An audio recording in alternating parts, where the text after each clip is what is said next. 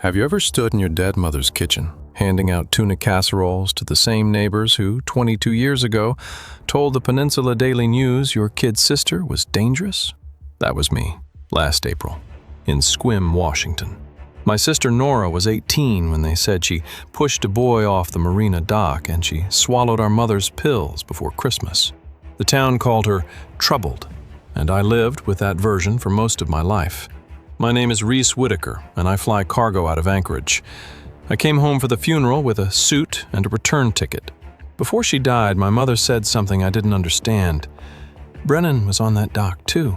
Brennan Pelletier was my best friend, and he drove me from the airport. He was holding the photograph in his pocket the whole time. Listen, before I take you back, do me a favor.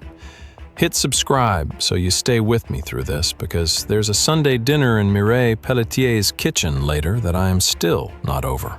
There's a photograph my mother hid for 22 years, and there's the moment I finally said my sister's name out loud in front of the people who killed her. If you've ever come back to a small town and felt the air shift when you walked into a room, drop where you're watching from in the comments. I want to know who else has felt that. Let me back up. I hadn't been back to Sequim much since a few months after Nora's funeral. My mother stayed because she said she wasn't going to give them the satisfaction. Sequim is small, about 8,000 people. Lavender fields, a strip of restaurants on Washington Street, and the marina out at the Spit. The Strait of Juan de Fuca on one side, the Olympics on the other. It's pretty in the way a postcard is pretty. You can mistake it for safe. My mother's name was Audra. Everyone in town called her Mrs. Whitaker, even after my dad left in '99. She kept the house on Sequim Bay Road. 3 bedrooms, a garden she ignored, a back porch where she chain-smoked thin cigarettes at night. She kept Nora's room exactly as it was the day she died. I never went in there, not once in 22 years of visits. I want to tell you something true about myself before any of this gets ugly. I'm not the kind of man who picks fights. I'm calm. I'm a pilot. You don't get hired for that job if you're a hothead. I'm the guy who lets the gate agent yell at me and then tips the baggage handler $20. I'm the guy who calls his mother on Sundays from a hotel in Memphis or Reno or wherever I'm sitting between flights. That's who I am. So when I tell you I lost it in Mireille Pelletier's kitchen, when I tell you what I said to my oldest friend on the porch of his marina office at 10 at night, I want you to understand that's not who I usually am. It's who Sequim made me, in the end. The funeral was on a Tuesday. The church was Faith Lutheran on 5th. About 60 people came. Some I recognized. Brennan, his wife Mireille, the Peterson sisters from down the road, my mother's friend Linnea Karen from the post office. Some I didn't. There's a kind of small-town funeral attendance that's more obligation than grief. You could feel that. Brennan stood next to me through the whole service. Brown suit, hair gone gray at the temples. He cried during the hymn. I remember that. He cried, and I didn't. After, at the reception in the church basement, he found me by the coffee urn. He squeezed the back of my neck the way he used to in high school. Mireille was behind him, 2 steps back, not meeting my eyes. She kept watching the floor. I got you, he said. Whatever you need this week. The marina runs itself. I'm yours. Brennan owns John Wayne Marina now. He bought into it 12 years ago after his father-in-law passed. He runs the harbor master's office, the boat lift, the fuel dock, all of it. He's the guy in the windbreaker with the radio clipped to his belt, who waves at you from the pier. People love him. Tobias Larson's family, Mireille's family, practically adopted him after Tobias died. He married Mireille in 2008. I want you to hold on to that detail. Tobias Larson drowned at the marina in August 2003. His sister Mireille married my best friend 5 years later. Brennan inherited a piece of the very dock my sister allegedly pushed her brother off. I didn't think about that until much later. The rest of the day is a blur. People came back to the house, casseroles, the pulled pork from the Petersons, a pan of brownies from someone I didn't know. My mother's friend Linnea hugged me at the door and held on for a long time. She smelled like cigarettes and Aquanet. "Your mother," she said. Then she stopped, started again. "Your mother loved you so much, Reese. She was so proud of what you became." Linnea looked away when she said it. I didn't catch the look at the time. I caught it later. I sat at the kitchen table after everyone left, with a paper plate of someone's macaroni in front of me, and I tried to remember what my mother had actually said in the hospital. Brennan was on that dock too. I'd written it down on a napkin in the cafeteria right after, because I was scared I'd forget. The napkin was in my back pocket. I unfolded it. It was real. She'd really said it. I didn't know what it meant. The official story was that Nora and Tobias had been at the dock alone that night. Brennan was supposed to have been at a baseball game in Port Angeles. That's what every adult in 2003 said. That's what the sheriff wrote in the report. I'd read the report at the library when I was 23. So either my mother was confused at the end, or my mother was trying to tell me something she'd held in her chest for 22 years. I didn't know which one yet. I went out to the back porch and sat in her chair, smelled the bay through the cedar trees. I could hear a car alarm somewhere over on Washington. The garden hose was still coiled on the same nail it had been on when I was 10. I sat there for an hour. Brennan called my cell at 9:30, said he and Murray wanted to have me over for Sunday dinner. They've been doing this for years with my mother. Sunday dinner at their place every other week. He said I shouldn't be alone in that house any longer than I had to. I said yes. I said thank you. I said I'd see him Sunday. Then I sat in my mother's chair for another 2 hours, staring at the cedars and thinking about something he'd said at the graveside that I couldn't get out of my head. He'd said, "Nora would have wanted us to look out for each other, brother." He used my sister's name. He said it casually, like she was a person he remembered fondly. He hadn't said her name to me out loud in 22 years. I want to slow down here, because if I don't, you're going to think I figured this out fast. I didn't. I stayed in Sequim for almost 6 weeks before I understood what was actually happening.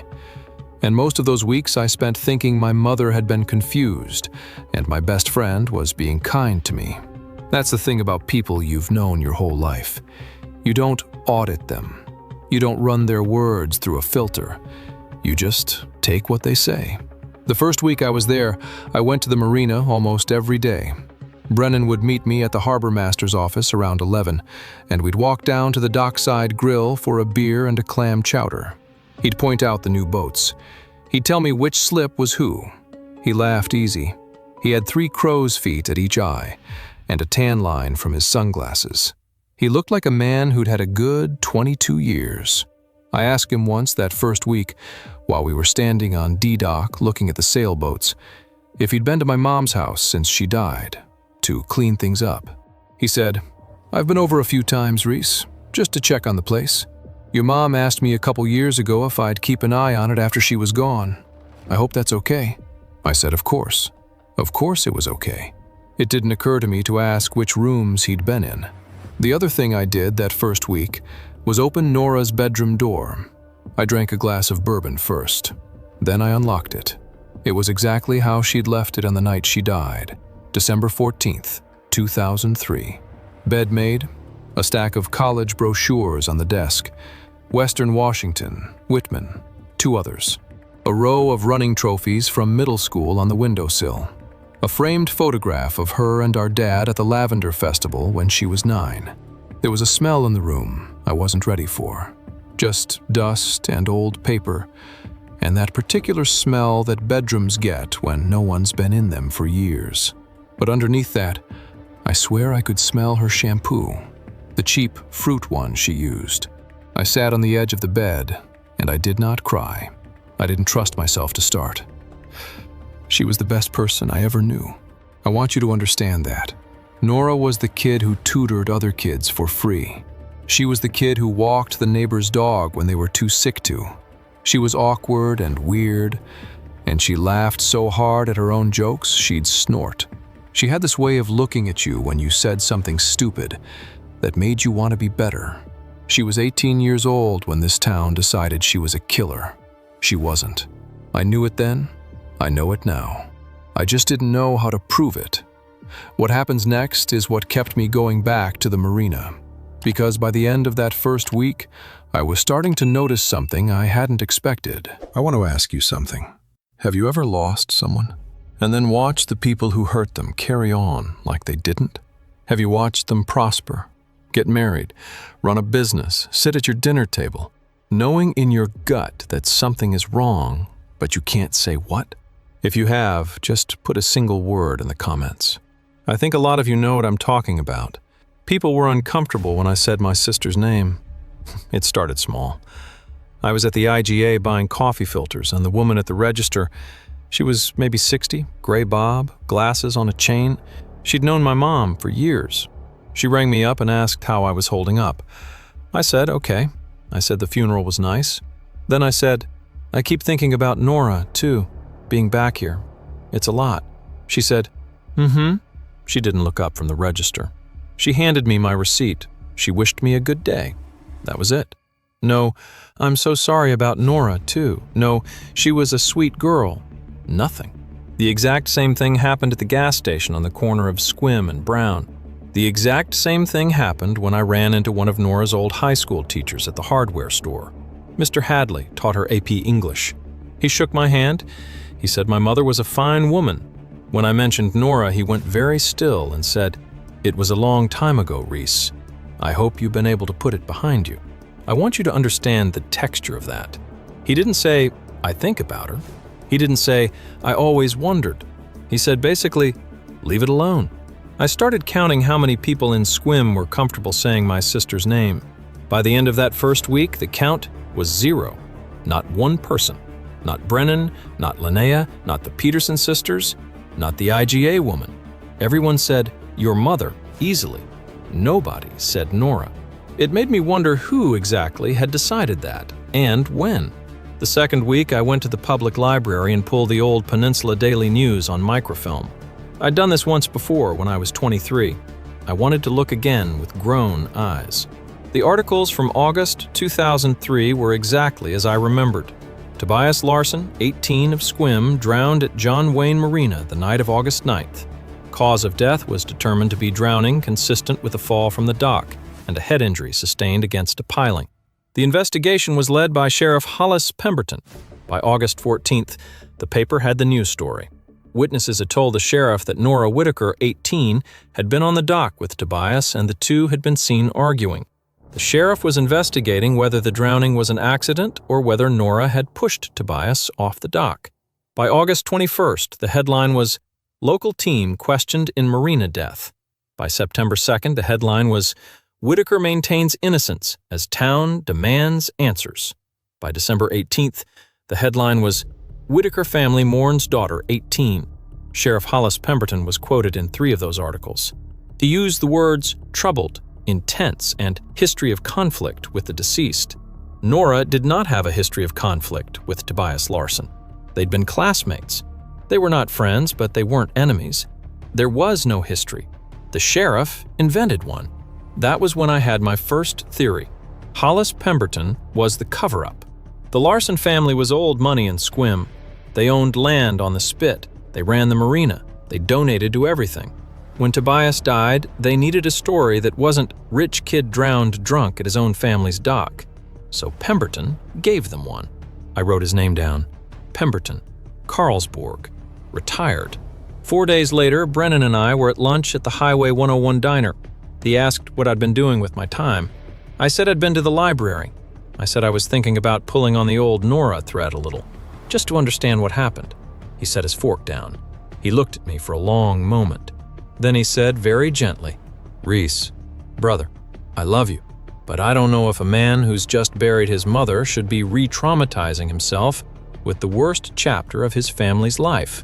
She wouldn't want that for you. Audra wouldn't want that. Nora wouldn't want that." He said her name.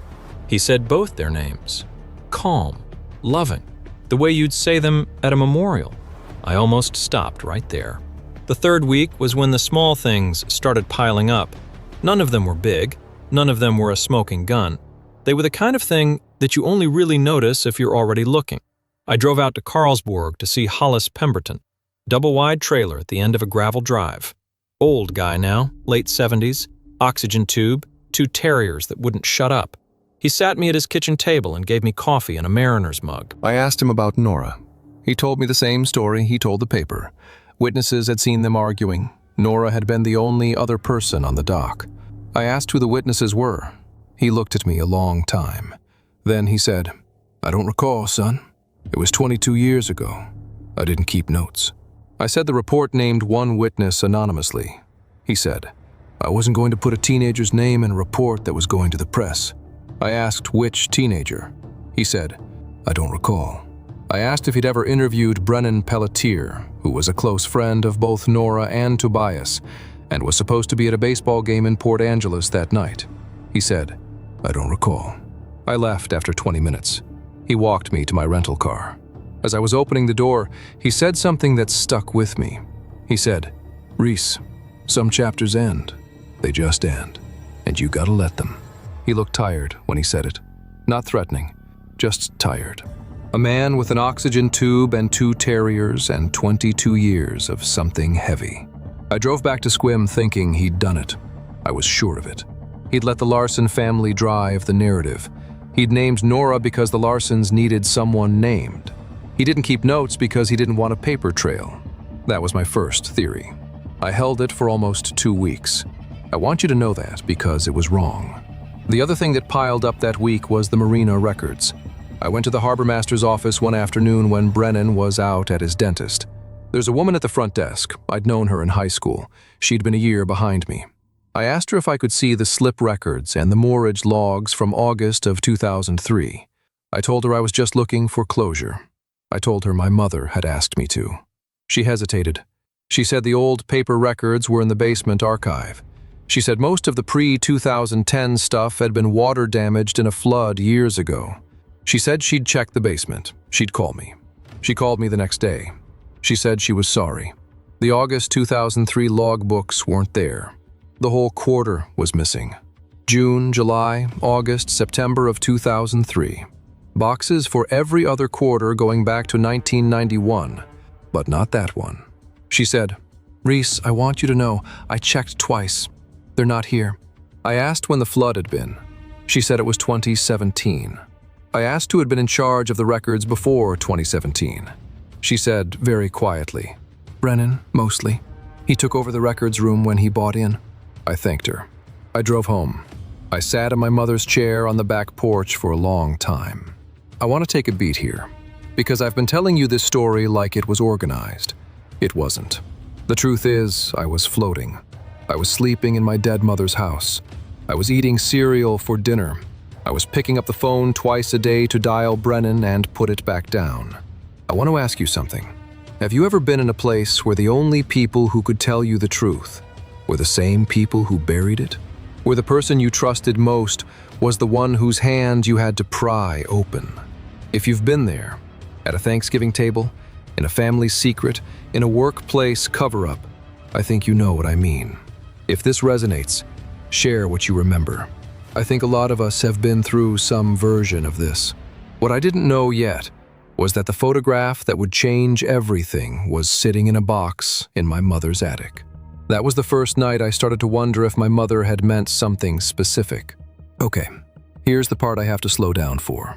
Because what happens next is the moment everything changed for me. And I want to get the details right.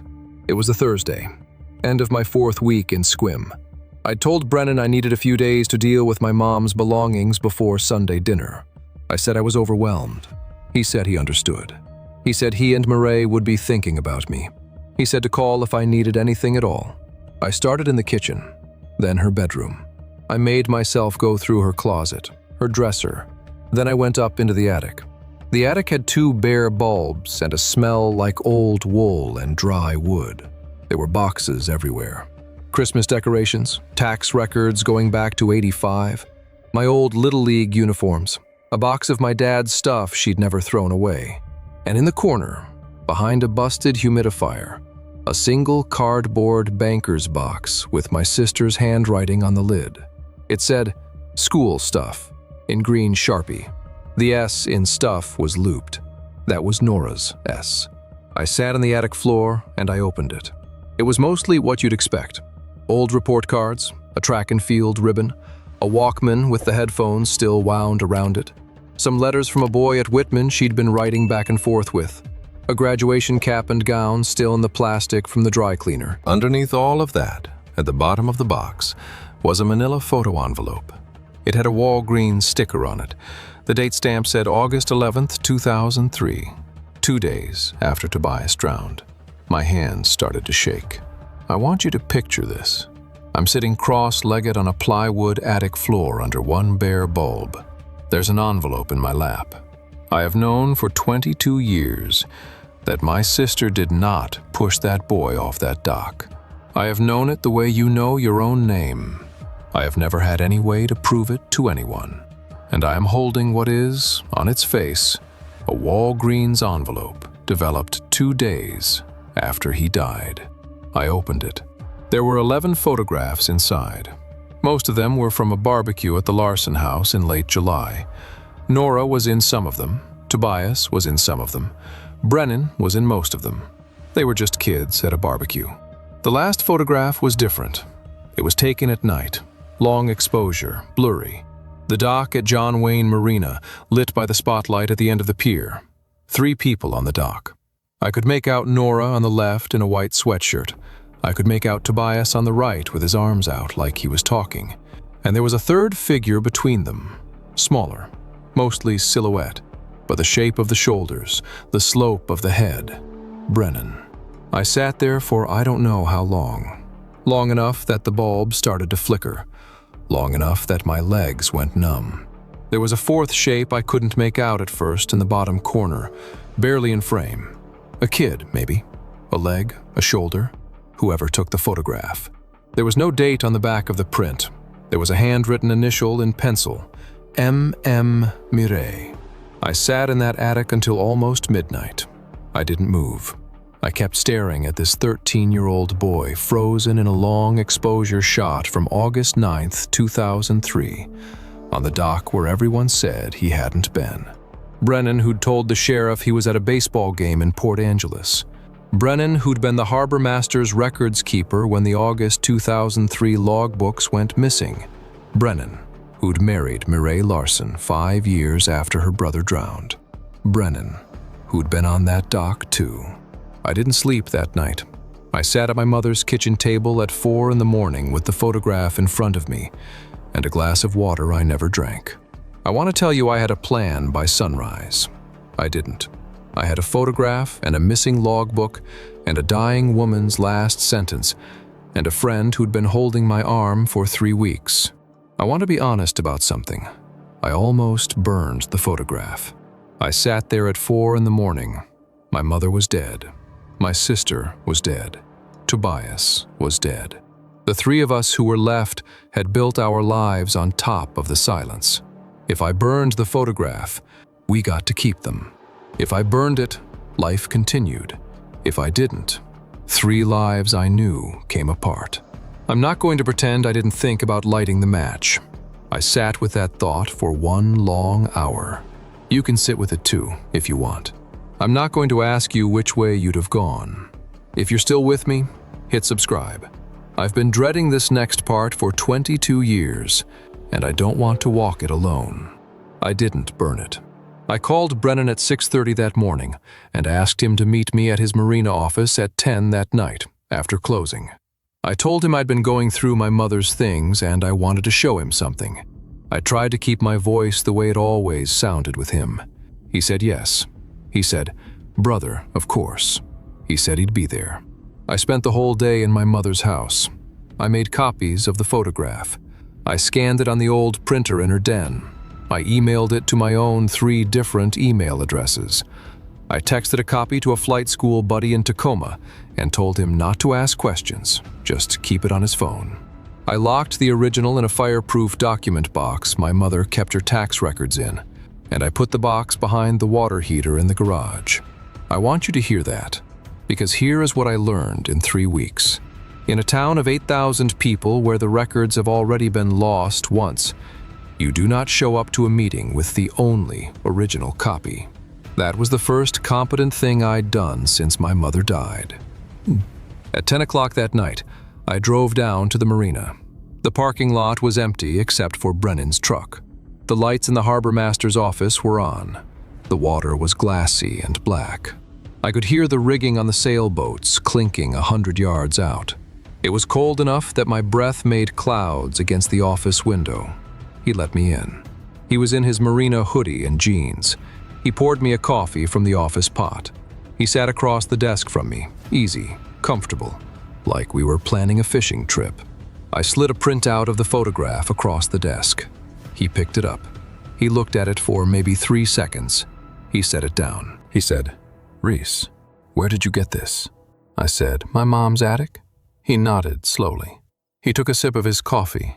He looked at me with the same eyes he'd had when we were 9 years old, building a fort in his backyard. Steady, familiar. Then he said the cruelest thing he'd ever said to me. He said it without raising his voice. He said it the way a doctor delivers a diagnosis. "Reese, listen to me. I love you. Your mother was sick at the end. She wasn't right. And your sister was sick too, a long time before she died, and we both know it. I was your sister's friend. I was the only friend that girl had at the end. And you are not going to walk into this marina 3 weeks after burying your mom with a blurry picture you found in an attic and start relitigating my whole life." He said it kindly. He said it like he was worried about me. He said, "You need help, brother. I'm going to call Mireille. We're going to get you home." I sat there. I didn't say anything for a long moment. Then I said, "The August 2003 logbooks, the ones that were lost in the flood, were they ever in the basement, Brennan? Or did you take them out before you bought in?" His face didn't change, but his hand in the coffee mug went very still. The mug was a souvenir from a fishing tournament in 2014. It said, "Big One," on the side. His knuckles went white around the big one. He said, "You should go home, Reese. Tonight. I think you should go home." I went home. I locked every door in my mother's house. I sat in her chair on the back porch in the dark. I had 3 days until Sunday dinner. The next 48 hours were the worst of my time in Sequim. Friday morning, my rental car had a flat tire, both back tires, actually. The kid at the Enterprise office in Port Angeles said it looked like someone had let the air out, slow, with a tool. Not slashed, just deflated. He swapped the tires. He didn't ask questions. Friday afternoon, my mother's friend, Linnea Karen, called me. She said she'd been thinking about me. She said she'd heard I'd been going through some difficult things this week. She said, in the gentlest voice you've ever heard, "Reese, honey, sometimes the kindest thing we can do for the people we love is to let them rest. Your mother would say the same thing if she were here." I asked Linnea who'd told her I was going through something this week. She said, "Oh, you know, word gets around. It's a small town." Friday night, I got a call from my flight ops manager in Anchorage. He said my next route had been pulled pending a credentialing review. He didn't know what it was about. He said someone had submitted a complaint about my fitness. He said it was probably nothing, but until it was sorted out, he couldn't put me back on the schedule. I'm a 37-year-old commercial pilot with a clean record. I have never had a credentialing review in my life. I sat on my mother's porch that night, and I laughed. Like, what else do you even do? My oldest friend is trying to ground me. He's trying to take my license. He's 3 days into the campaign, and he's already at my livelihood. Saturday morning, I drove out to the spit and walked the beach. I walked for 2 hours. I needed to think. I want to tell you what I was thinking about. I was thinking about Nora, specifically about the last time I saw her. It was December 12th, 2003, 2 days before she died. I came home from school, and she was sitting on the floor in the hallway between our bedrooms, just sitting there in her sweatpants, holding her socks. She looked up at me when I came in. She said, "Hey, Reese." I said, "You okay?" She said, "Did you have a good day, kid?" I was 15. I was a 15-year-old boy whose sister had been on the front page of the paper for 4 months. I was tired. I was angry. I said something like, "Fine," and I went into my room and I shut the door. That was the last conversation I had with my sister. She died 42 hours later. I never asked her what happened on that dock. I never asked her if she was okay. I never asked her if she was scared. I was 15, and I was angry that she'd dragged my whole family into the paper, and I wanted her to be different than she was. I have carried that for 22 years. I will carry it until I die. The people we love don't need us to be perfect. They just need us to not shut the door. So when I tell you what happened in Mireille Peltier's kitchen on Sunday night, I want you to understand that I was not just going for Nora. I was going for the kid who'd shut his bedroom door on his sister 42 hours before she swallowed those pills. I was going for me. Saturday afternoon, I called Brennan. I told him I'd thought about what he said. I said he was right. I said the photograph was probably nothing. I said I was going to fly back up to Anchorage on Tuesday. I said I'd love to come to Sunday dinner like he'd offered. He was quiet for a beat.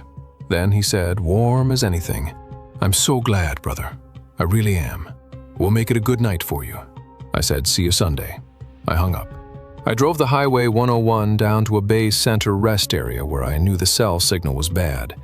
And I sat in the car and I made the only phone call I had left to make. I called Mireille Peltier on her personal cell, the number my mother had kept on a magnet on her fridge for a decade. "I want to ask you something. Tomorrow night, I'm going to walk into a kitchen with my best friend, his wife, and the photograph that proves they all lied to my face for 22 years. Would you have walked into that house? Would you have rung that doorbell? Or would you have driven straight to SeaTac? Tell me one word in the comments. Go or run. I want to see what you would have done, because I almost ran. The truth is, I wasn't sure I was going to ring that doorbell until my hand was already up. Mireille answered on the second ring.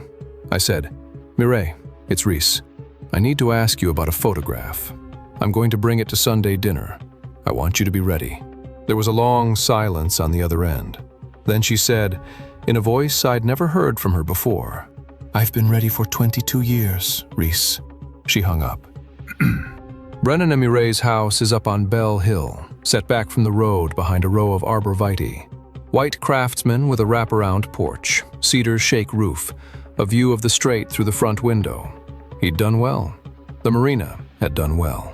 I rang the bell at 6 o'clock on Sunday night. Brennan answered. He hugged me. He said it smelled like roast chicken in there, and Mireille's mother's gravy, and I needed to come in before everything got cold. Mireille was at the stove, apron on, hair pulled back. She turned when I came in, and she gave me a small nod and a small smile. She did not hug me. She said, "Reese, sit, have wine." I sat at the kitchen island. Brennan poured me a glass of red. He put cheese and crackers in front of me. He talked about the salmon run. He talked about the new pier they were building at the marina. He told a story about a tourist from Spokane who'd backed his rental into a piling. He laughed at his own joke. Mireille basted the chicken. The kitchen smelled like rosemary and butter and wood smoke from the fireplace in the next room. It was the warmest, most normal 40 minutes I've ever lived through. We sat down to eat at 6:40. Brennan said grace. He thanked God for friends. He thanked God for my mother. He thanked God for the hope of healing and for the season of new beginnings. Mireille watched him say it. She didn't bow her head. She watched him. Brennan opened a second bottle of wine. He served the chicken. He laid Mireille's plate down in front of her with a small kiss on the top of her head. That kiss is the moment that lives in my head. That gentle kiss on the top of her head. Mireille set her fork down. She did not look at Brennan. She looked at the chicken on her plate. She picked up her wine glass and she set it down without drinking. She said, "Reese, show him the photograph." The room went very still. Brennan looked at his wife. His face did something I had never seen it do. It went blank, completely blank. Nothing behind the eyes. He said, "Honey." She said, "Show him the photograph, Reese." I took the printout out of my back pocket. I unfolded it. I slid it across the table. Brennan didn't pick it up. He stared at it where it lay. Mireille said, "I took that picture from the boathouse roof. I was 13. Brennan said, "Mireille." She kept going, calm, quiet, like she'd practiced it for 22 years. She said, "Tobias was drunk. Tobias was always drunk that summer. He was 18 and angry. and he hated our dad, and he'd been drinking since June. You and him got in a fight on the dock about a girl. About, God, I don't even remember her name now. Some girl from Port Townsend, and he swung at you, and you pushed him, and he hit his head on the piling, and you stood there for a minute, and then you panicked, and you ran. She wasn't crying. Her voice was flat. She said, Nora was on the path. She heard the splash. She ran down. She tried to pull him out. I watched her try to pull him out. She couldn't lift him, she said. And then you came back. You came back 10 minutes later, and you saw her on the dock with him, and you saw me on the boathouse roof with the camera, and you made me a deal, she said. You said if I told what I saw, my brother would be the drunk who fell, and if I didn't, my brother would be the boy who was killed, and our family would never recover from one, and would always be loved through the other. And I was 13, and you were my brother's best friend, and I picked the version where my brother was loved. She finally looked at Brennan. She said, I have lived with what I picked every single day. I picked it again when I married you. I picked it again every Christmas. I picked it again last week at Audra's funeral. I cannot pick it one more time, she said. Nora Whitaker died because I was 13 and I was scared, and I let my brother be loved instead of letting your sister be alive. She turned to me. Her face crumpled for 1 second, and then she made it stop. She said, Reese, I am so sorry. I am so unforgivably sorry. Brennan put his hands flat on the table. He said, Murray, stop. She said, no. He said, we had a life. She said, we had a corpse, Brennan, and we put a chair at the table for it for 22 years. Brennan looked at me. For 1 second, I want you to hear this. For 1 second, his face went human. He said, Reese, she was already troubled. You know she was already. I said, very quietly, don't say her name. He said, Reese.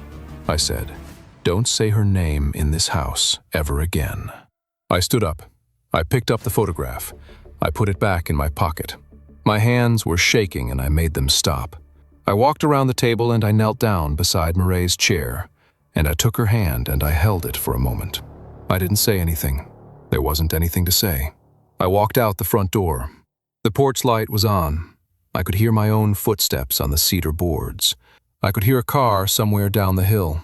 The straight was black past the trees. I sat in the rental car for 10 minutes before I trusted my hands to drive. Murray drove herself to the Clallam County Sheriff's Office at 9 the next morning.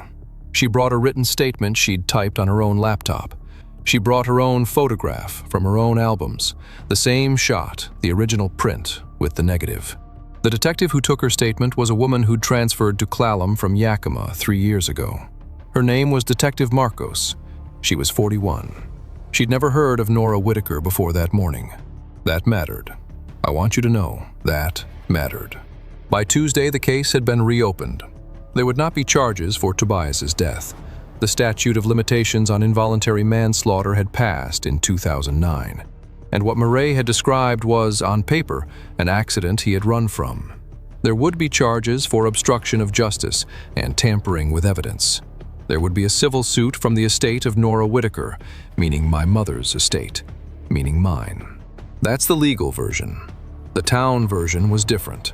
The town moved faster than the law. By the end of the week, half of Sequim was leaving voicemails on Brennan's office line. The slip holders started moving their boats to Port Angeles. Within 10 days, the Marina Board asked him to take a leave of absence. Murray moved out of the Bell Hill house on the Saturday after the dinner. She moved into her parents' old place on the Spit. Her mother had been gone a decade by then. The house had stood empty. My old high school English teacher, Mr. Hadley, came to my mother's house on a Tuesday afternoon. He stood on the porch in a windbreaker. He said, Reese, I wanted to come and tell you. Nora was the brightest student I ever taught. I should have said it at the time. I'm sorry I didn't. He cried a little. I let him. The IGA woman with the gray bob wrote me a letter. She said she'd nodded along in 2003 and hadn't stopped nodding for 22 years. She said she was sorry. I got 14 letters like that in the first month. I am not going to pretend that fixed anything. I'll tell you the moment that broke me. It wasn't the dinner. It wasn't the photograph.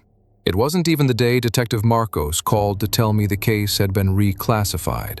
It was the moment Linnea Karen showed up at my mother's house with a Tupperware of meatloaf. She put it on the kitchen counter. She didn't sit down. She said, "Audra knew, Reese. Your mother knew. Not the whole thing, but she knew. She'd been suspicious of Brennan for years. She told me once. She told me she didn't have proof, and she didn't have the heart to put you through it again. She thought she was protecting you." I sat on the kitchen floor for a long time after Linnea left. I was crying for my mother. I was crying for Nora. I was crying for the 15-year-old in the hallway who'd shut his bedroom door. I was crying because my mother had carried that suspicion alone for years, and I had never given her a reason to think I could carry it with her. The thing about a town that sacrifices someone is that the person it picks is never the only casualty. Linnea left. I washed the Tupperware. I put it in the cabinet where my mother had kept hers. Then I walked out to the back porch, and I picked up the phone and I dialed the number of a lawyer in Seattle that my mother had written on the back of a grocery receipt 2 years before she died. I stayed in Sequim for another 4 weeks after Murray's statement. I want to tell you those 4 weeks were healing. They weren't. They were quiet, and they were strange, and there were a lot of phone calls with a lawyer in Seattle and 2 more sit-downs with Detective Marcos, and a lot of nights in my mother's chair on the back porch, drinking tea instead of bourbon. I cleaned out Nora's room myself. I packed her trophies for the high school. I kept her Walkman and her letters, and the box with the green Sharpie S for myself. I went to the marina exactly 1 more time. I sat on the bench at the end of D-Dock at sunset. The pier where they say it happened is still there. The piling that killed Tobias is still there. There's a small brass plaque the Larson family put up in 2004. It says his name and his dates. It does not say my sister's name. There is no plaque for her at the marina because she was never there in any official record. I sat on that bench and I said her name out loud. Nora Whitaker. I said it 3 times. The water didn't care. The piling didn't care. The plaque didn't care. But I'd said it. I'd never said it there before. Murray came to my mother's house on a Saturday in late May. She stood on the porch in jeans and a fleece. She looked older than she had at the dinner. Something in her had gone still. She'd put down a thing she'd been carrying for 22 years, and you could see it on her. She handed me a paper bag. Inside were Nora's 3 letters from the boy at Whitman she'd been writing to. Murray had taken them at 13, out of guilt or curiosity or something even she couldn't name. She'd kept them in a shoebox in her closet for 22 years. She said, "I know I don't get to be the one who's hurting in this. They were always Nora's. I should have given them back the night Tobias died." I told her to take care of herself. She nodded. She walked back down the porch steps. Mr. Hadley came back twice that month. He brought a copy of an essay Nora had written for him in October 2003. It was about Sylvia Plath. He said it was the best high school essay he'd ever read. He'd kept it in a file cabinet in his garage for 22 years because he hadn't known what else to do with it. I read it that night on the back porch. It was about how the world makes some women into stories before it lets them be people. She was 18 when she wrote it. She wrote like she was 40. I put the essay in the banker's box with Nora's green Sharpie S on the lid. Then I drove to Seattle. I drove out to SeaTac on the 2nd Tuesday in June. I had a return ticket in my pocket and a banker's box on the passenger seat. The box said school stuff in green Sharpie. I had taped Nora's essay to the inside of the lid. The credentialing review had been quietly closed in late May. My ops manager had called and apologized. He said the original complaint had been withdrawn. He didn't say by whom. I knew by whom. I parked in the long-term lot. I walked to the terminal. I went through TSA. I sat at the gate with my boarding pass in my lap and the box under my seat. They call the boarding zones. Group A, Group B, Group C. They call the final boarding for Anchorage. I sat there. The gate agent came over. She said, "Sir, are you on this flight?" I said, "I don't know." She said, "I have to close the flight." I said, "I know." She gave me a moment and went back to the desk. The plane pushed back without me. I sat in the empty gate area and watched the 737 taxi out toward the runway. I drank my coffee. I sat with the box at my feet. I want to tell you something honest. I don't know what I'm going to do. Anchorage has my apartment and the life I built, so I'd never have to live here again. Sequim has my mother's house and a bench at the end of D-Dock where I said my sister's name out loud. I don't know which one I belong in. There's a flight at 5 tomorrow morning. There's a turn back up Highway 101. I'm sitting at gate A14, and I have not stood up yet. Listen, I want to say something to you before I go. I know you stayed. I know you sat with me through every part of this. Through the kitchen, through the attic, through the dock, through Murray saying it out loud after 22 years. I've felt you here. I'm not the kind of guy who's good at saying thank you, but thank you. If this story sat with you the way it sat with me, hit the like button and subscribe. Because I want to keep telling them, and I want stories like Nora's to find the people who need to hear that they aren't the only ones whose town picked someone they loved to carry the weight. That's the only reason I do this. I'm not selling anything. I'm just trying to make sure my sister's name gets said in more than one kitchen. And I want to ask you one thing before you go. Who's the person in your life who got picked to carry the weight your town didn't want to carry? A sister? A cousin? A coworker? A neighbor's kid? Someone the room agreed to make small so the rest of you could stay big. Tell me their first name in the comments. Just their first name. I'll read every one. Nora Whitaker, 18 years old, tutored kids for free, snorted when she laughed, wrote like she was 40, loved by her brother, even when he didn't know how to show it. I'm Reese Whitaker. I'm sitting at gate A14. I have not stood up yet. I'll see you when I see you.